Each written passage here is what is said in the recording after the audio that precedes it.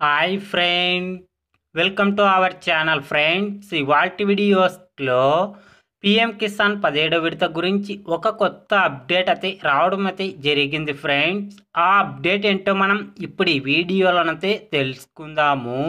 మీరు ఈ వీడియోని ఎక్కడ స్కిప్ చేయకున్నట్ల చివరి వరకు చూడండి ఫ్రెండ్స్. అప్పుడైతే నేను చెప్పేది మీకు అర్థమవుతుంది. అలాగే వీడియో నచ్చితే ఒక లైక్ చేసి ఇంతవరకు మన ఛానల్ సబ్స్క్రైబ్ చేయని వాళ్ళు వెంటనే సబ్స్క్రైబ్ అయితే చేయండి ఫ్రెండ్స్. కేంద్ర ప్రభుత్వం పిఎం కిసాన్ సన్మాన్ నిధి పథకం కింద అర్హత ఉన్న రైతన్నలకు ఏడాదికి 3 విడతలుగా 6,000 రూపాయల చొప్పున డబ్బులు జమ చేయడం అయితే జరుగుతుంది. కేంద్ర ప్రభుత్వం పిఎం కిసాన్ సన్మాన్ నిధి పథకం కింద అర్హత ఉన్న రైతన్నలకు ఇప్పటి వరకు 16 విడతల డబ్బులనైతే జమ చేయడం అయితే జరిగింది.